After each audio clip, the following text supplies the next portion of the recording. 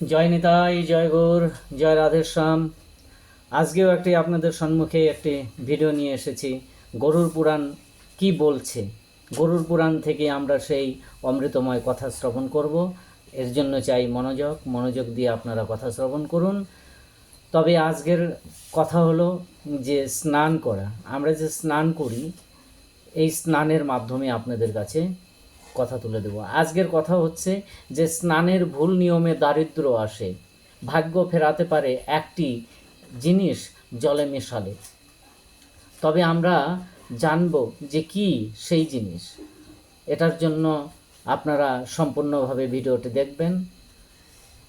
নমস্কার বন্ধুগণ ও প্রিয় ভক্তগণ, আমরা প্রতিদিন স্নান করি, শরীর পরিষ্কার করি বা শরীর পরিষ্কার করতে থাকি। সাবান আর জলের ঘষা মাজার আমরা ভারী শরীর শুদ্ধ করি, ভাবী শরীর শুদ্ধ হলো। কিন্তু আপনি কি জানেন, আমাদের পূর্বপুরুষরা এবং মহান ঋষিরা স্নানকে কেবল একটি দৈহিক ক্রিয়া হিসাবে দেখেননি। তাদের মতে স্নান হলো একটি যজ্ঞ। তাদের মতে স্নানটি হলো একটি যজ্ঞ। তবে আসুন, গরুর পুরাণ থেকে শুরু করি পরাশর স্মৃতি, প্রতিটি শাস্ত্রে বলা হয়েছে স্নান করার সঠিক নিয়ম এবং সময় জানলে আপনি কেবল রোগমুক্ত হবেন না, বরং জীবনে আসবে অফুরন্ত সমৃদ্ধ, সৌভাগ্য এবং মানসিক শক্তি। কেন বলা হয় যে সূর্যোদয়ের আগে স্নান করলে অলক্ষ্মী বিদায় নেয়? কেনই বা স্নানের জলে বিশেষ কিছু মেশালে আপনার ভাগ্য বদলে যেতে পারে? আজকের এই প্রতিবেদনে আমরা উন্মোচন করব স্নানের সেই গুরু রহস্য, যা আপনার জীবনকে এক নতুন উচ্চতায় নিয়ে যাবে। ভিডিওটি স্কিপ করবেন না, কারণ আজকের প্রতিটি তথ্য আপনার আগামী দিনগুলোকে বদলে দিতে পারে। গরুর পুরাণ কেবল মৃত্যুর পরের কাহিনী বলে না, শুধু মৃত্যুর পরের কাহিনী বলেন না, এটি আমাদের বেঁচে থাকার আদর্শ নিয়মও শেখায়। ভগবান বিষ্ণু গরুর দেবকে বলেছিলেন, হে খগ্গেশ্বর, যে ব্যক্তি ব্রহ্ম মুহূর্তে স্নান করে এবং শুদ্ধাচারে থাকে, যমরাজও তার অকাল মৃত্যু ঘটাতে পান না। যমরাজও তার অকাল মৃত্যু ঘটাতে ভয় পান। স্নান হলো আচারের প্রথম ধাপ। শাস্ত্রে বলা হয়েছে স্নান না করে কোনো পূজা পাঠ বা এমনকি ভজন করাও নিষিদ্ধ।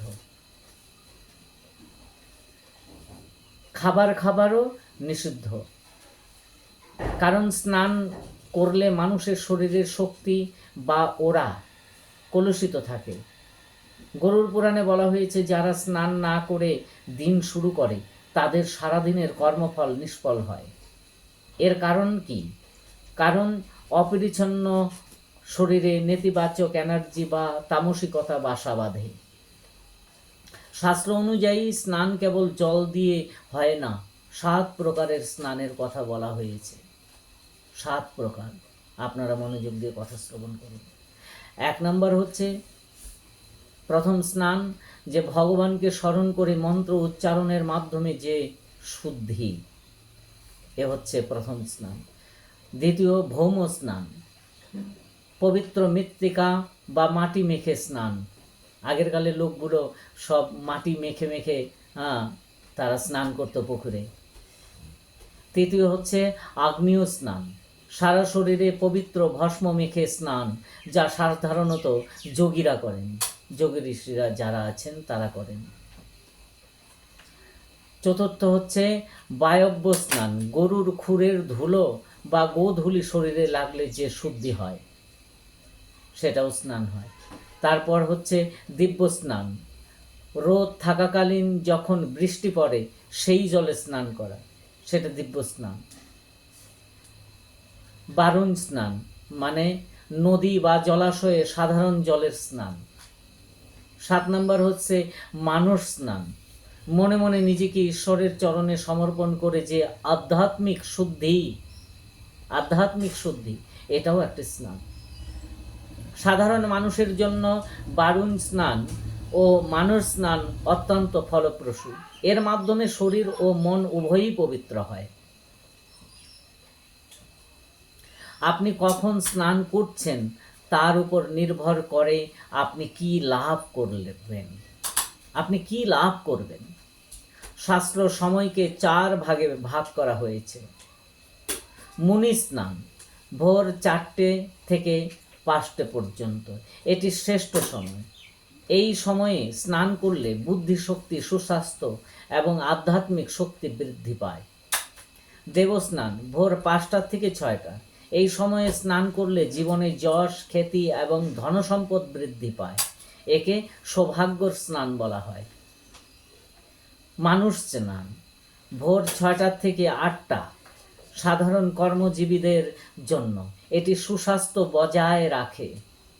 আর রাক্ষস স্নান সকাল 8টার পর।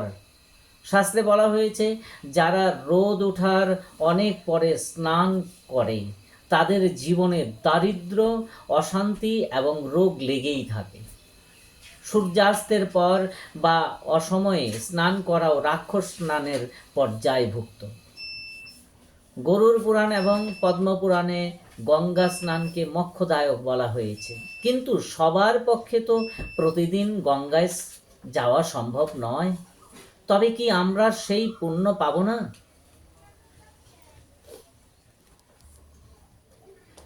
ঋষিরা এর সমাধান দিয়েছেন। স্নান করার সময় যদি আপনি এই মন্ত্রটি পাঠ করেন, গঙ্গে চ যমুনা চৈব গোদাবরী সরস্বতী নর্মদে সিন্ধু কাবেরী জলস্মিন সন্নিধিং কুরু, তাহলে সাধারণ বালতির জলেও ভারতের 7টি পবিত্র নদীর শক্তি জাগ্রত হয়। বিশ্বাস রাখুন, জল কেবল বস্তু নয়, জল হলো দেবতা বা আপহ। অনেকেই আধুনিক যুগে একে মানতে চান না, কিন্তু শাস্ত্রের এর পিছনে এক গভীর কারণ রয়েছে। গরুড় পুরাণ এবং পদ্মপুরাণে বলা হয়েছে স্নানের সময় সম্পূর্ণ নগ্ন হওয়া উচিত নয়।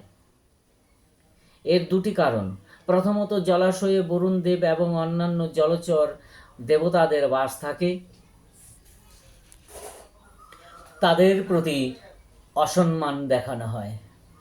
দ্বিতীয়ত, আমাদের শরীরে পিতৃপুরুষরা অদৃশ্যভাবে বিচরণ করেন। নগ্ন হয়ে স্নান করলে তাদের আশীর্বাদ থেকে বঞ্চিত হতে হয়। এছাড়াও এটি মানুষের আত্মিক সংবরণ বা ডিসিপ্লিনের একটি অংশ। এমনকি আধুনিক মনোবিজ্ঞানও বলে শরীরের গোপনীয়তা রক্ষার একটি মনস্তাত্ত্বিক ইতিবাচক দিক আছে। শাস্ত্র অনুযায়ী বিশেষ কিছু উপকরণ স্নানের জলে মেশালে গ্রহদোষ খণ্ডন হয়। এই জন্য আপনারা সম্পূর্ণ কথা শ্রবণ করুন। এরপরও আরও ভালো ভালো কথা আছে, যেটা আপনাদের জীবনের জন্য অতি মূল্যবান কথা। কি মেশাবেন সেই জলে সেটা আপনাদেরকে বলছি, আপনারা ভিডিওটা সম্পূর্ণ দেখুন। এবার হলুদ। বৃহস্পতিবার জলে সামান্য হলুদ মিশিয়ে স্নান করলে বৃহস্পতি গ্রহ তুষ্ট হয় এবং আর্থিক বাধা দূর হয়। এবার আরও জানবেন কালো তিল। শনি ও রাহু দোষ কাটাতে তিল মিশ্রিত জল দিয়ে স্নান অত্যন্ত কার্যকর। এটি শরীর থেকে নেতিবাচক শক্তি টেনে নেয়। গোলাপ জল বা চন্দন। শুক্র গ্রহকে শক্তিশালী করতে এটি ব্যবহার করুন। এতে আপনার আকর্ষণ ক্ষমতা এবং মানসিক শান্তি বাড়বে। এবার লবণ। আপনারা ভাববেন যে লবণ কোথায় দেব, যে হ্যাঁ লবণ দিলেই বা কী হয়, নেতিবাচকতা। এবার লবণ নেতিবাচকতা বা নজর দোষ কাটাতে সামান্য নুন জলে মিশিয়ে স্নান করুন। এটি শরীরের ক্লান্তি দূর করে। কথায় আছে পরিচ্ছন্নতা যেখানে লক্ষ্মী সেখানে। গরুড় পুরাণ বলছে যারা অলস এবং স্নান করতে অনিচ্ছুক, মা লক্ষ্মী তাদের ত্যাগ করেন। সকালে স্নান করার পর যখন একজন মানুষ শুদ্ধ বস্ত্র পরিধান করেন তখন তার শরীরে ভাইব্রেশন হাই হয়। শুধু ভাইব্রেশন হয় না, ভাইব্রেশন হাই হয়ে যায়। এই পজিটিভ এনার্জি ধন সম্পদ ও সুযোগকে আকর্ষণ করে। অলক্ষ্মী বা দারিদ্র তখনই আসে যখন মানুষ অপরিচ্ছন্ন থাকে। অপরিচ্ছন্ন থাকাই আমাদের সংসারের বড় অশান্তি। তাই স্নান কেবল রিচুয়াল নয়, এটি আপনার ভাগ্যকে রিসেট করার একটি চাবিকাঠি। মনে রাখবেন। আধুনিক বিজ্ঞান কি বলে? স্নান করলে আমাদের ভ্যাগাস নার্ভ উদ্দীপিত হয়, যা স্ট্রেস কমায়। যোগশাস্ত্র মতে মাথায় জল ঢাললে আমাদের সহস্রার চক্র শীতল হয়।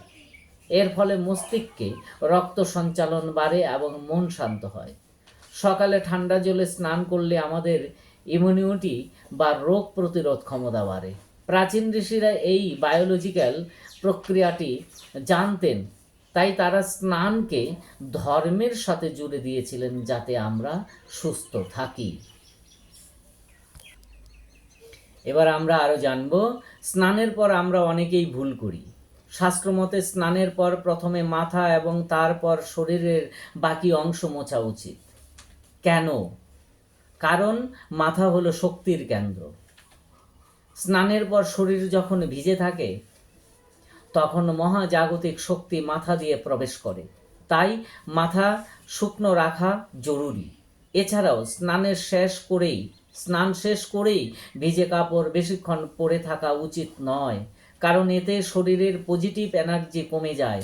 সঙ্গে সঙ্গে শুকনো ও পরিষ্কার বস্ত্র পরিধান করুন। আপনি কি খেয়াল করেছেন, যখন আপনি খুব চিন্তিত বা রাগান্বিত থাকেন, এক বালতি জল মাথায় ঢাললে মনটা শান্ত হয়ে যায়।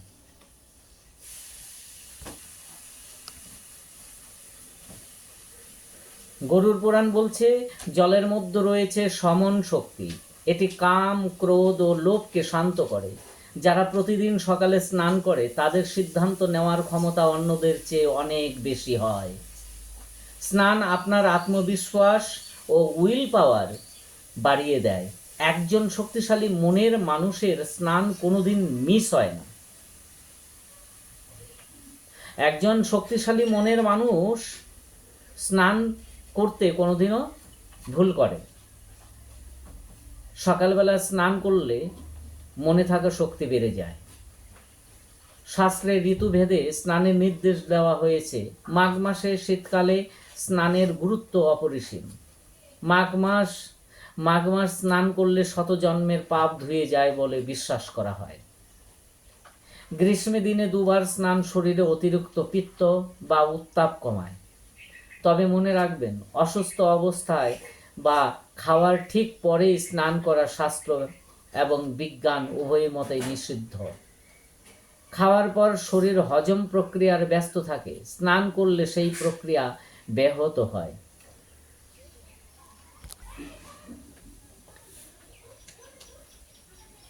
আট বৎসরের থেকে 16 বৎসর বাচ্চারা অতি সকালেই স্নান করা অবশ্যক দরকার। অবশ্যই নদী, স্নান, প্রাকৃতিক জলাশয়ে স্নান শ্রেষ্ঠ, কারণ সেখানে জলের প্রবাহ থাকে যা শরীরের নেতিবাচক এনার্জি সরিয়ে দেয়। কিন্তু আধুনিক ফ্ল্যাট জীবনে তা অসম্ভব। তাই শাওয়ারে স্নান করার সময়ও আপনি ভাবতে পারেন যে এটি একটি ঝর্ণা। শাওয়ারের ধারা নিচে দাঁড়িয়ে শিবের গঙ্গার কথা চিন্তা করলে আপনার সাধারণ বাথরুমই তীর্থক্ষেত্র পরিণত হবে। ভাবনাই আসল শক্তি। ভাবনাটাই আসল শক্তি। এই আলোচনায় আপনি হয়তো ভাবছেন, ব্যস্ত জীবনে এত কিছু সম্ভব? আপনি আপনাদের 3টি ছোট টিপস দিচ্ছি, সেগুলোকে মনে রাখবেন। 1 নম্বর হচ্ছে, ভোরবেলা ওঠার চেষ্টা করুন। অত্যন্ত সূর্যোদয়ের আগে বা তার ঠিক পরেই স্নান সারুন। এটি আপনার প্রোডাক্টিভিটি বাড়িয়ে দেবে। দ্বিতীয় হচ্ছে মানসিক প্রার্থনা।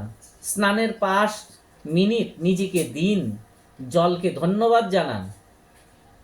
5টি মিনিট জলের সঙ্গে আপনি থাকুন। তৃতীয় হচ্ছে পরিচ্ছন্নতা। বাথরুম পরিষ্কার রাখুন। নোংরা বাথরুমে স্নান করলে নেতিবাচক প্রভাব পড়ে। বন্ধুগণ, স্নান কেবল ধুলোবালি ধোয়ার নাম নয়, এটি নিজেকে প্রতিদিন নতুন করে গড়ার নাম। প্রতিদিন নিজেকে নতুন করে গড়ার একটি নাম। আপনি যখন সকালে স্নান করেন, আপনি আসলে গতকালের সব ব্যর্থতা, গ্লানি আর অবসাদ ধুয়ে ফেলছেন, যা অপরিষ্কার। গরুর পুরাণের এই শিক্ষাগুলো যদি আপনি নিজের জীবনে প্রয়োগ করেন, তবে দেখবেন ধীরে ধীরে আপনার ভাগ্য বদলে যাচ্ছে। আপনার মধ্যে এক অসীম এনার্জি, তেজ সৃষ্টি হচ্ছে। জলই জীবন আর জলই দেবত্ব। আজকের এই ভিডিওটি আপনাদের কেমন লেগেছে? আপনি কি প্রাতঃ স্নানের সুফল আগে থেকেই অনুভব করেছেন? আপনার মতামত আমাদের কমেন্ট বক্সে জানাবেন।